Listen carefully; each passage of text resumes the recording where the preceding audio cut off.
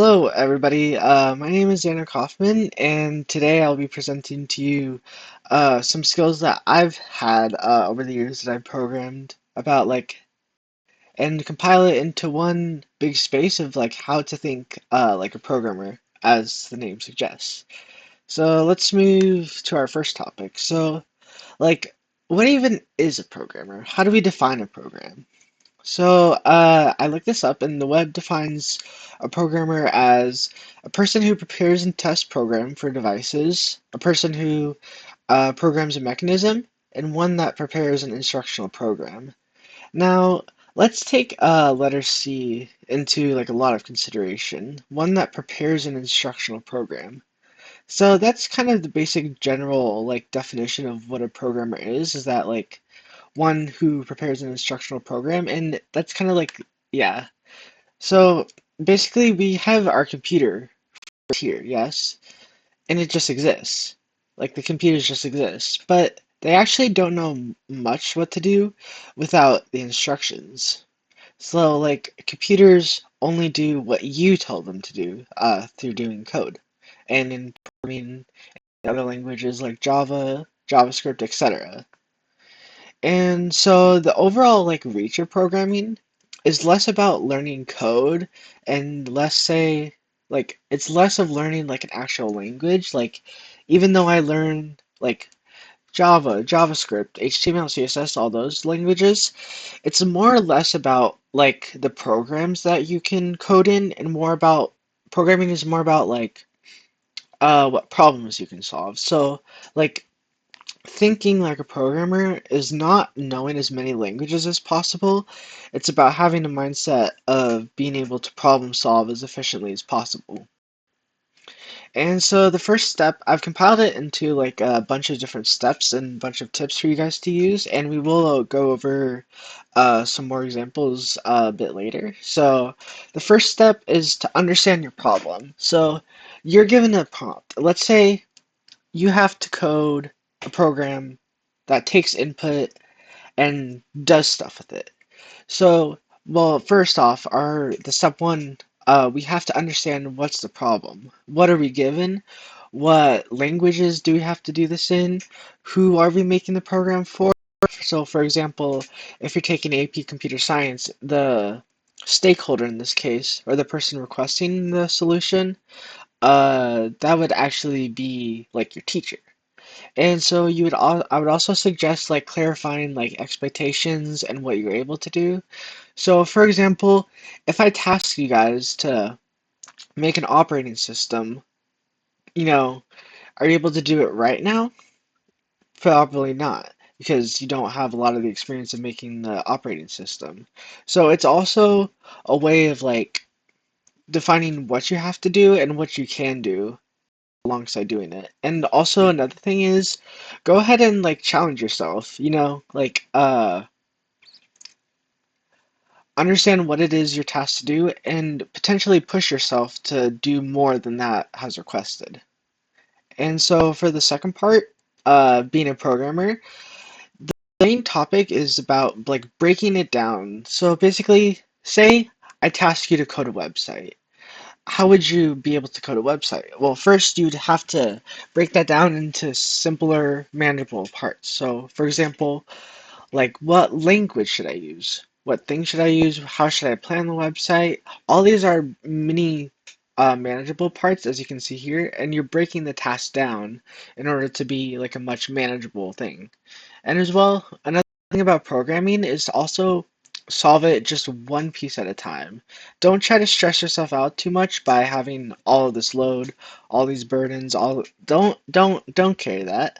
Basically, just focus on one problem at a time and you'll be much easier off that way. So, for example, say I'm writing an essay. Do I just go ahead and open a new Google document and just start writing and then boom, I have a masterpiece? Not really. So, how I'd write an essay is I'd first make an outline, I'd first define, I'd then go to paragraphs and sentences. All of these concepts can also then be applied to programming as well. And so for the next slide, before you actually start making the code, you first decided, okay, hey, what are the problems? What do you got to do? And so, step three is to plan before you code. Write a thing called pseudocode, and I'll get into a little bit more about that later. But it's basically like planning code, but not actually writing the language. Or you can also like draw a diagram, like draw anything that'll help you. And also another big thing is not to think about the syntax of the language, but focus on like how would that be done? How would that be done? And also another thing is like to focus on variables you have. So for example, if I wanted to do something with a string, what's my variable? Obviously the string, of course. And also I would decide like how your code is going to flow. So is it going to go into one class, another class, two classes, one classes, etc.? And that would lead us into, so you made some of the code. And also, another big part of coding is you should expect errors. Like, coding, it's not like a perfect thing. Sometimes I even struggle with code myself, and a lot of times I get syntax errors. And you should expect those errors. It's part of the process is learning, and also logic errors. For example, if I wanted to calculate 2 plus 2, but I accidentally calculate 2 minus 2, and I don't get 4, which is my expected answer, what went wrong? So my error that went wrong was I did the wrong sign. And you should expect them and also use a lot of debugging. A lot of like the stuff like VS Code and Eclipse, they also come with built-in debugger tools. And also the main question you should ask yourself throughout any programming is keeping track of your variables and keeping track of what is right and what is wrong. So for example, like what do I know is working? If I know one part is working but the other part isn't, should I change that first part? No. And the second part is what you need to check. And so that leads us on to our step five. So your first solutions, your first go at a program, it doesn't have to be like amazing. It doesn't have to be perfect. And you should obviously learn what you did there and learn what you did wrong. Learn from your past mistakes, really.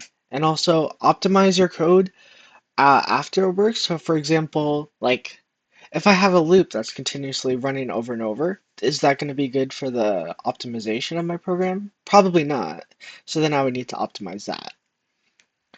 And for like a general summary, basically, like practice makes a programmer. Basically, your focus is to solve more real world problems and actually like practice and keep practicing over and over.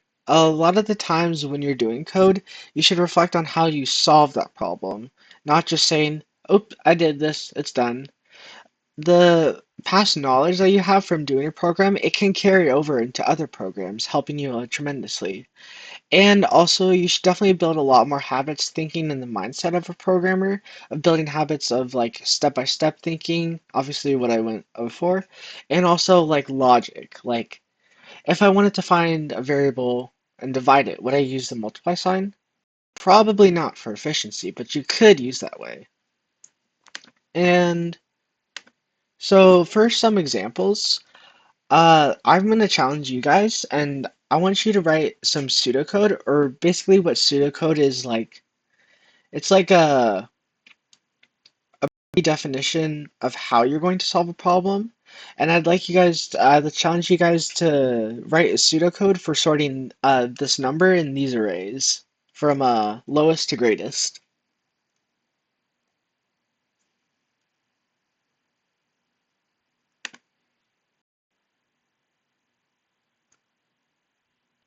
And so when you guys have any solutions, could you put it in the general chat? Or yeah. And it doesn't have to be like very long. You can just like throw whatever you have in the general chat to solve this problem.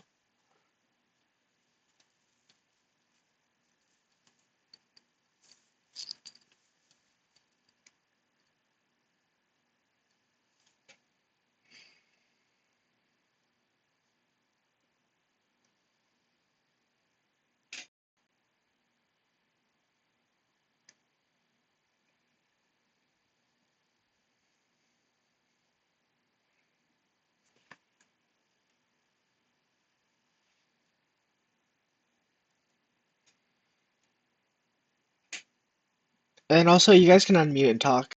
Your voice won't be called. Your voice won't be recorded on the video, so you'll be fine.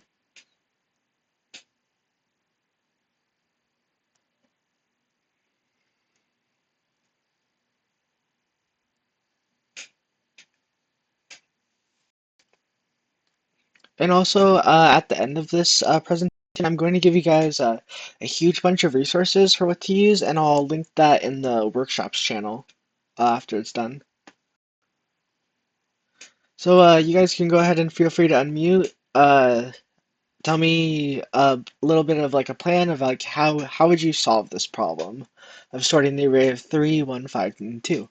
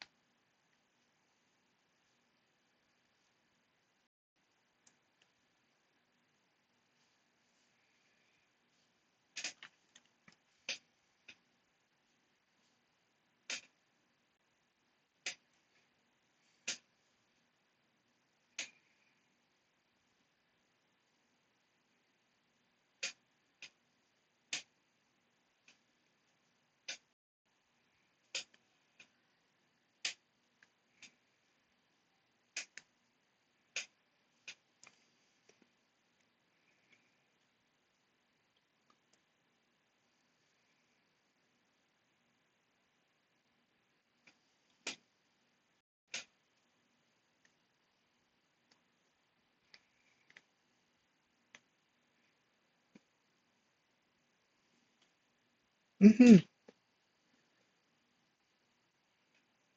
So that's an interesting solution. So also what I would think about doing that solution is also seeing whether the difference of those two numbers would be negative or positive. So for example, if the if we did the right number versus so for example, say if we have if we do 3 and 1. So let's set one variable to 3 and then one variable to 1. Let's do our algorithm potentially as trying to find the right number minus the left number. So for example, if we took 1 minus 3, what would that be, guys? Yeah, so if it's a negative number, what does that tell us about our number to the right?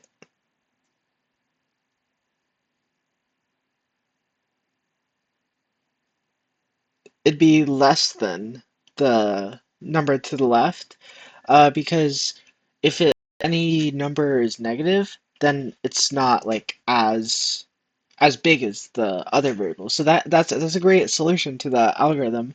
You guys have any more?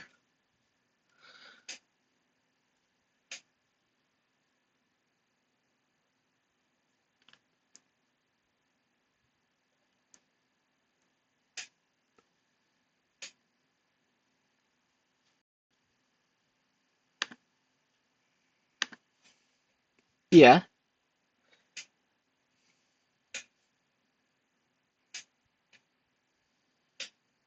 that's okay.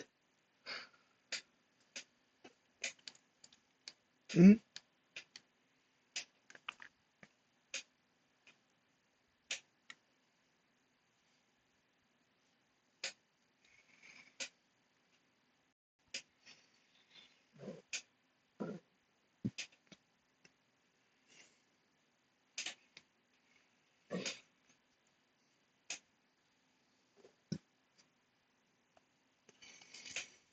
Keep swapping it over and over.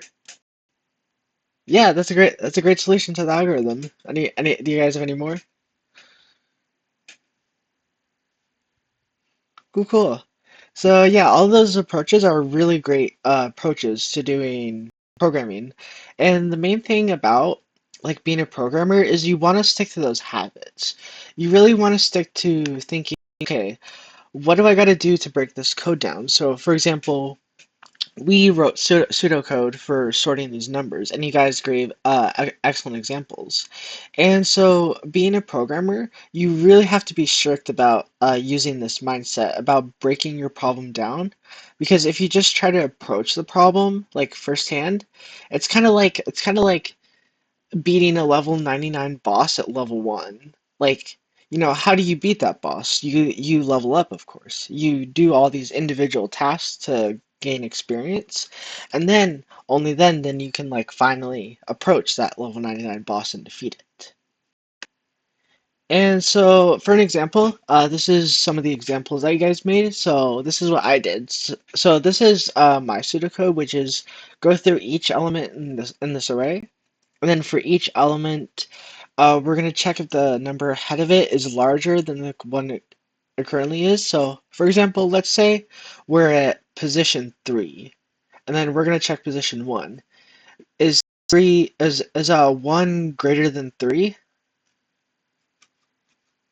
Probably not. So we would then take this lesser number and then put it over to here, and then we continue that cycle on and on until like the thing's fully sorted.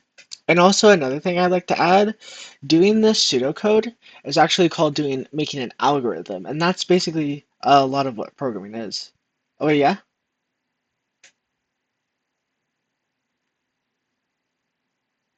Sorry. Okay. Um, so basically, like if you can explain the steps like as you guys just did to me, basically you've already done like did I just say thunk? You've already thinked like a programmer. And basically in a summary, like programming isn't about knowing as many languages as you can. Your efficiency as a programmer is really measured by your critical thinking skills and also your ability to break problems down into like simple solutions. So now with that information, I'd like to introduce you guys to a thing called Harvard X CS50's Introduction to Computer Science. And basically, you can also search this on Google by just saying EDX Harvard CS50. And basically, EDX is it's a really great resource for like any topics that like computer science, public speaking, job interviews, coding, AI, all that kind of stuff. And it basically they give you free courses on how to do this stuff. And also, if you'd like to, you can also pay for certificates. But a lot of the courses are completely free. You just have to like see which ones are free and which ones are not. So, for example, uh, and did everyone get that site? Either go to this site or search up EDX Harvard CS50. Is everyone on that?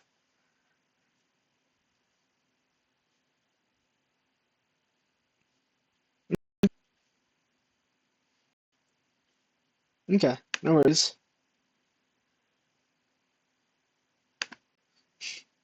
It's okay. And then when you guys go to this site, you should see this screen. It's similar. You can you can also search it this way by just doing Harvard XCS introduction. And then so tell me when you guys are on it. Or yeah, I could do the link. 1 second. I'm gonna put it in the thread in the workshops channel.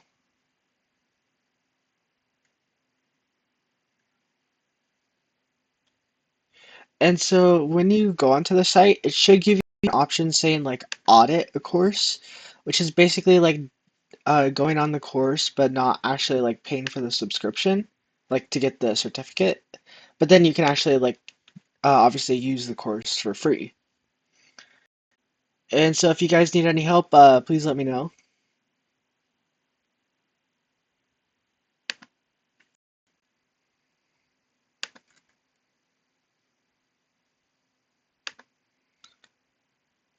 The workshops channel.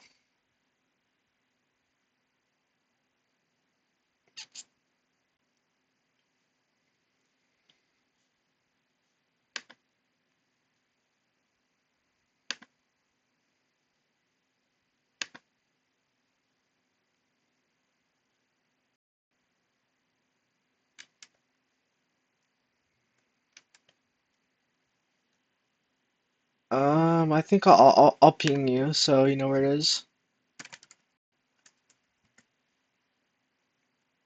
Workshops channel at the top. Yeah. So, are you guys all there soon? Or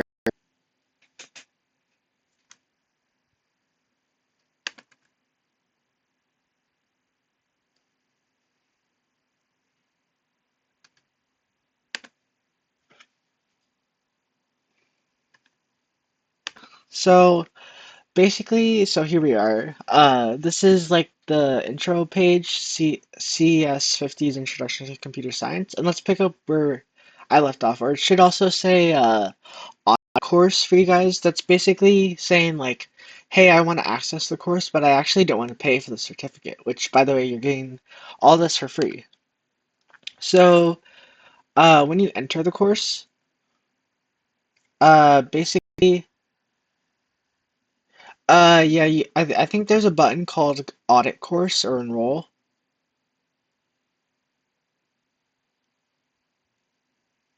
You can do it if you choose.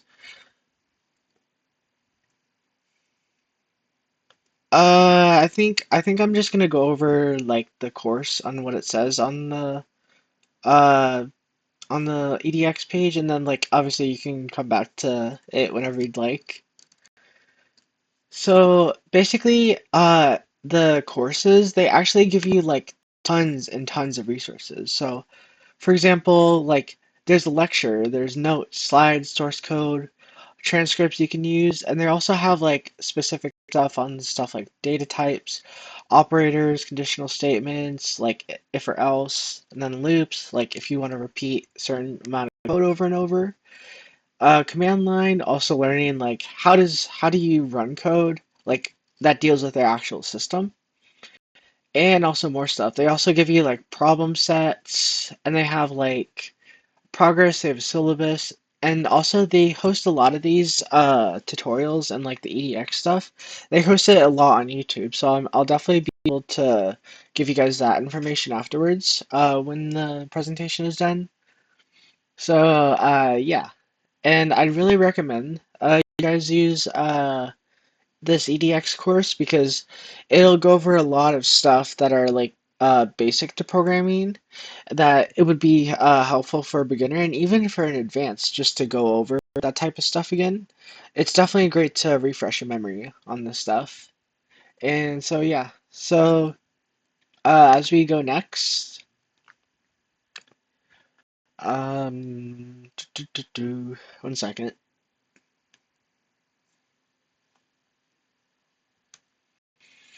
And so now by using those or yeah, did you say anything? Okay. So with okay. And so with those skills that we just learned, we're going to attempt a program with a website called LeetCode. And basically what LeetCode is it's like a really great resources for if you guys want to learn how to do like easy, medium, or hard problems, and it's beginner friendly. It's also like very great to do like pseudocode, and they have like a built-in code editor, so like you don't have to run anything on your end. You like just type it in their website, and then it automatically gets compiled for you. And so I will give you guys the link in the chat. Just one second.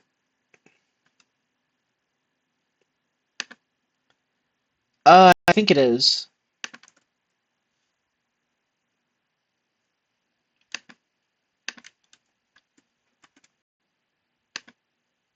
Oh, it was? Oh, cool.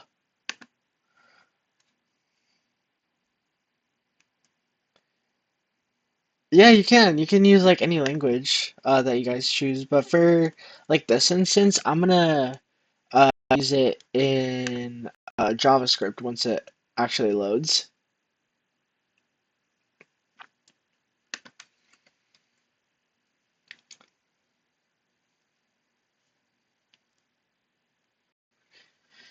Okay, so for this tutorial FizzBuzz, so you guys are given an integer n, and your task is to return an array of a string, where if the answer at an index equals FizzBuzz, only if I is divisible by 3 and 5, or else you would do fizz if divisible by 3, or if buzz if it's only divisible by 5.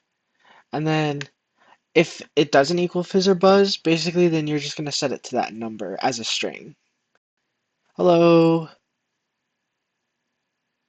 Hello. I'm going to give you the presentation as a link so you can follow along. Basically, we went over like some good resources to use and everything. Right now we're on a LeetCode problem, which I just sent, and it's basically like FizzBuzz, and we're gonna break this down into simple steps with everyone. So for FizzBuzz, so we're giving these instructions. So what do you guys think is the first thing we should do with the pseudocode?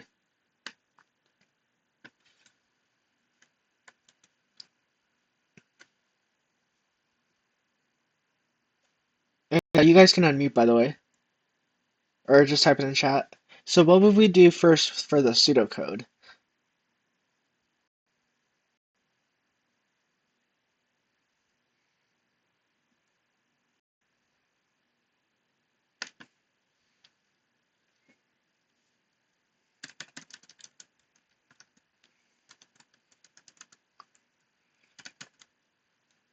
Good. And then what would be our second step?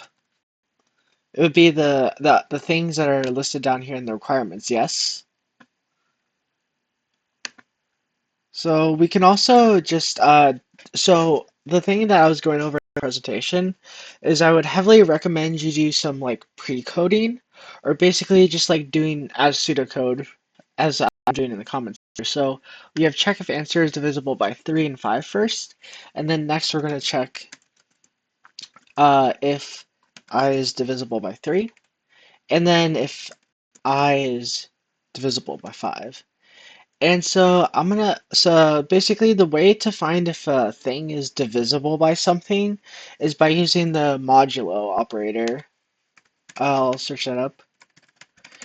And it's basically like, for example, it's to find an even number. So if I do like, is 16 divisible by 2? So I would do 16 mod 2, and then that would return the remainder of it. So in that case, 16 divided by 2 is 2, but 2.0.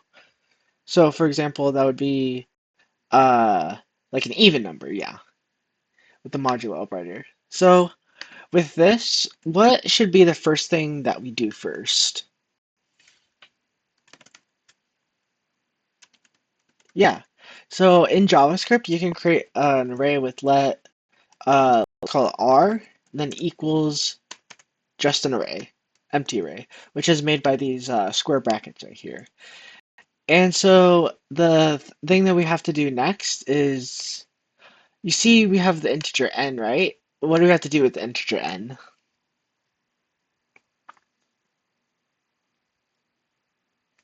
We have to cycle through each of it.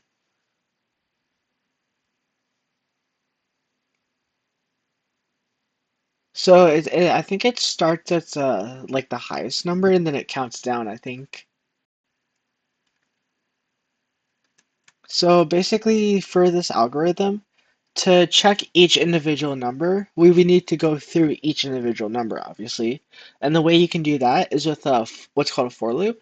And you can do for let some number equal n, semicolon, then you could do n is greater than or equal to 0, or I think it's 1 in this case, but yeah. Num, actually num is greater than 1. And then you also have num minus minus. And basically what that does is it keeps going through all the numbers from num or n all the way up to 0. And then so for this, what do you guys think we should do first?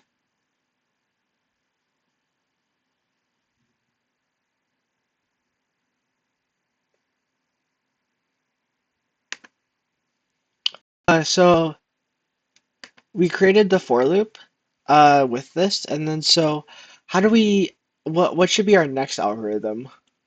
How do we plan that? Yeah, so then our first operator wanted to check if answer was divisible by 3 and 5 first. So we would do if num mod 5. And then the way to check if something is even is by equaling that modulo to 0. So if num mod 5 is equal to 0, or or it would be actually, and num mod 3 is equal to 0. And then the way you add something to an array in JavaScript. So now we have this if loop, and then we need to add it to the array. And the way you do that is doing arr dot push, and then we do fizz buzz. And so I'm just gonna copy this code over and over. And the way you can differentiate it is by doing an else if or an else if, which is like if that condition is true, then do this other condition. So let's check if it's divisible by 5. And then so what would we put here? If it's divisible by 5, what would we put?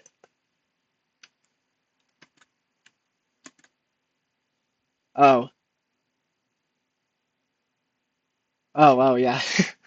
So what would we put if it's only divisible by 5? Buzz. So it'd be buzz. And then we can copy the code here to do else if is divisible by 3. Okay. And then we would do fizz. So, and then there's also this extra case where if it's not equal to it, then we set it equal to that number. And then so by this, because we went over through the other obligations, we can do an else, which means that if none of those conditions are true, then we'll do this condition. Then you can also do arr.push. And now this is a special thing to like concatenate strings or concatenate numbers to be strings, which is with like a special number. I'll get to a bit later, but yeah. And then you can push num. And so we have that, and then we have to for all the code, you have to return what they say, which is the string. So we're gonna return arr. So let me copy that and then log in, and then we'll uh, run the code and then see how we did.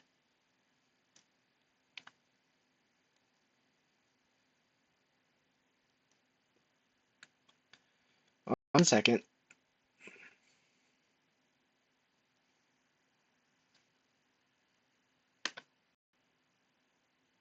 You have to log in.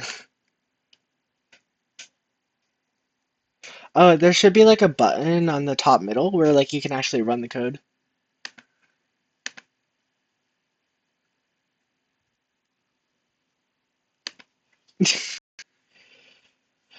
Yes.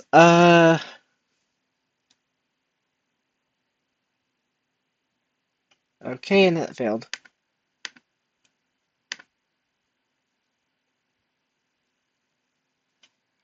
That's called capitalism.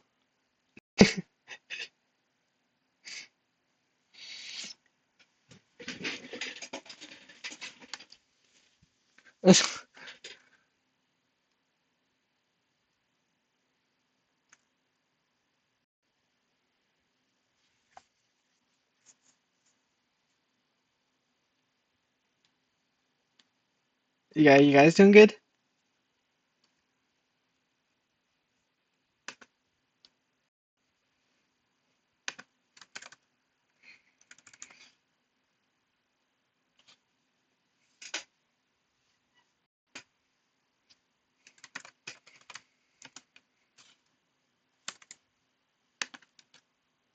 Okay.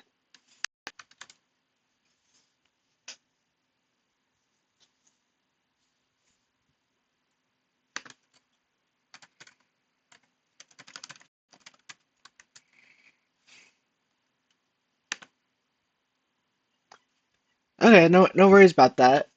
And so now with the code.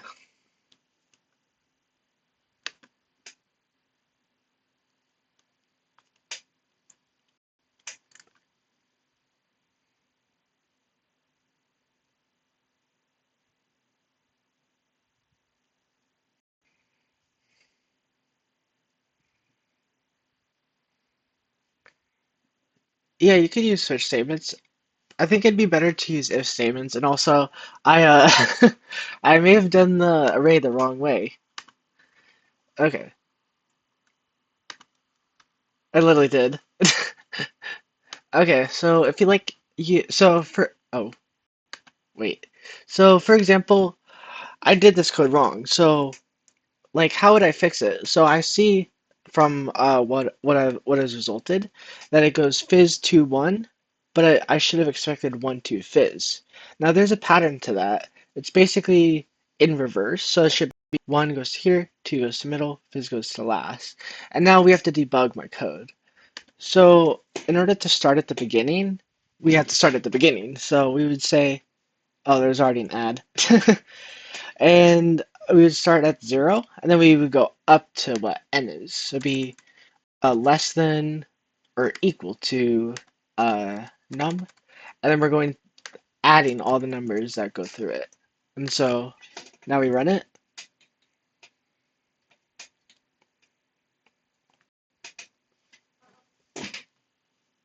Oh,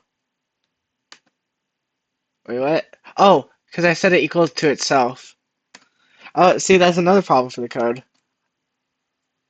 And then so, okay, so now that I replace num with n, what? Oh, I have to get rid of the equal sign. No equal sign.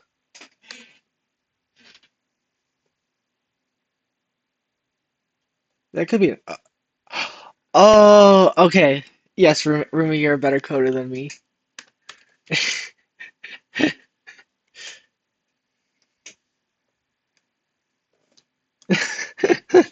Okay, so here we go. Boom, it got accepted. And now the other thing about LeetCode is once all your test cases are accepted, you can go up here to a thing called submit. And that basically submits your code for like online review, and you can see it's automatically judging it based on specific things. So for example, it tests like a lot of like multiple test cases to make sure you see like 8 out of 8 to do like make sure like it all works and stuff. And so yeah, that's kind of a little bit on LeetCode, and I'd really recommend you guys use that if you're wanting to get into like more depth in programming and also a lot more practice and stuff. And uh yeah, so let me get to the next slide. Uh so the MS is basically just milliseconds. It's basically like giving like analyzing like how fast your code ran. Yeah. You can also analyze the complexity. What? Huh.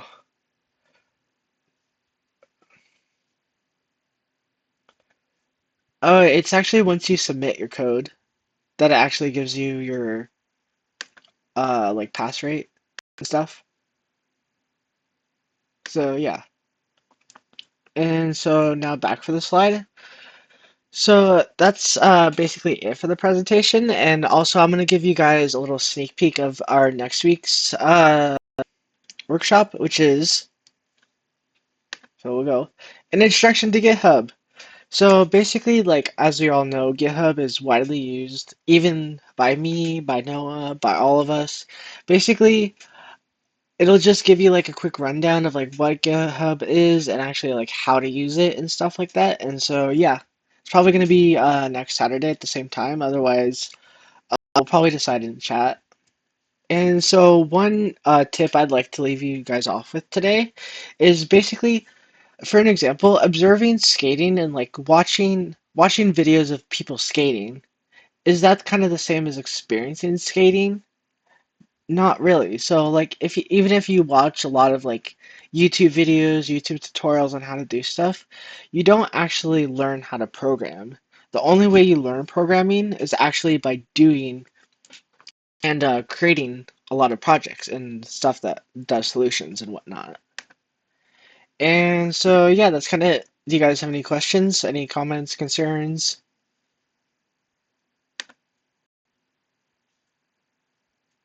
Thank you. Thank you. So yeah, I'm also gonna leave you guys off with like some things to go off with from this presentation. I'll link the presentation in the chat and everything, and then I'll give you guys a couple more resources. And basically, what I'd like you guys to take away from this presentation is not just listening to me presenting you guys stuff. I want you guys like actually actively doing exercises on these type of stuff. So like, for example, maybe in the next week or two, you guys think about a process that you do probably every day.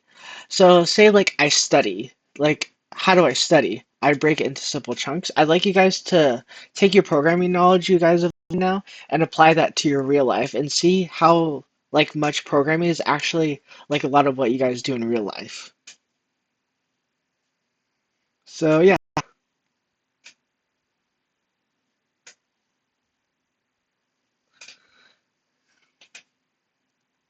Yeah.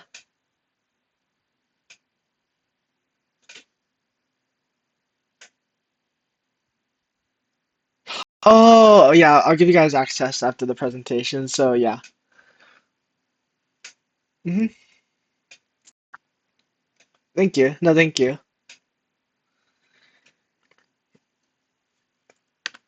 Thank you guys. Thank you guys for coming. Thank you. Have a, have a great day, guys. I'll see you guys later, probably next week. See you guys. You too. See ya.